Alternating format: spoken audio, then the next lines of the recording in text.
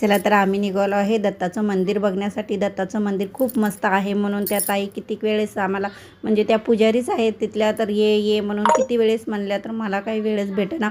मग नेमकं आज वेळ होता तर म्हणलं चला ग तुम्हाला मग दाखवते, मस्त तिकडे आपण फोटो काढूया, मस्त दर्शन घेऊया, मस्त प्रसन्न वाटतं आहे तिथे गेल्यानंतर, म्हणून निघालो आहे बघा आम्ही मंदिराकडे.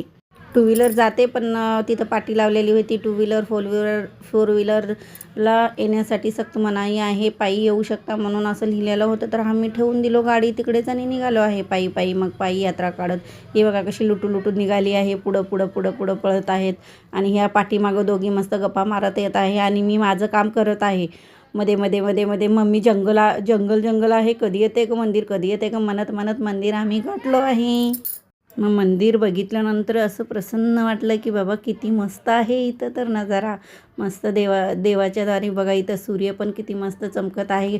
तरी पण म्हणता किती वाजले होते, आम्हाला 5 वाजले होते. 5चं सूर्य दिसत आहे आपल्याला मस्त असं. बघा किती मस्त मैदान वगैरे आहे. मग गेलो आम्ही जवळजवळ मंदिराच्या. आता आम्ही विचार पण केलो नव्हतो आणि ठरवून पण आलो नव्हतं की मंदिरात जायचं आहे म्हणून.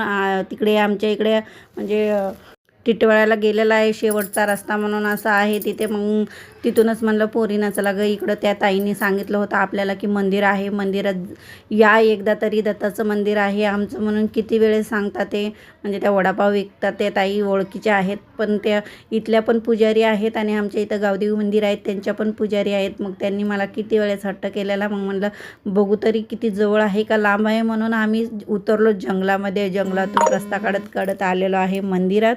मग इथं म्हणलं चला हार फूल घेऊया, आलो आहे तर म्हणून नारळ हार फूल घ्यायला आलेलो आहे आम्ही.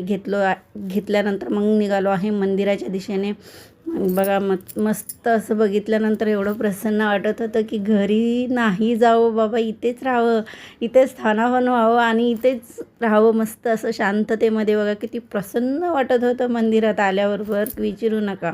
आमच्या गवळण्या तर पाया पडून निघालेले आहेत. पुढं मी त्याच्या पाठीपाठीच आहे माझं काम करत. मग म्हणलं मला पण थोडंसं कर गं माझं पण शूट म्हणून दिले भाऊजीच्या हातामध्ये. मग झालेलं आहे आमचं शूट. मग नंतरून आलेलो आहे मंदिरामध्ये आल्यानंतर मग दत्ताचे मस्त दर्शन झालं. बघा किती प्रसन्न वाटतंय दत्तांना बघून.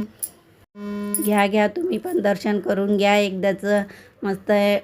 तेवढी काही गर्दी नव्हती तर मुलींना मी म्हणलं आरामशीर करा गं सगळं म्हणून. मस्त टिका बिका लावलं, प्रसाद घेतला, तिथला प्रसाद खाल्ला तिथंच, म्हणजे असं गोड प्रसाद होता. मग दोघी तिघीने पण खाल्ला. बघत आहेत चला गं चला आता आपल्याला पण उशीर होते म्हणून हट्टाने बोलवून घेतलं त्यांना बाहेर. बघा किती मस्त नजारा दिसत आहे. चला तुम्ही पण नक्की भेट द्या देवाला, मस्त आहे देवस्थान.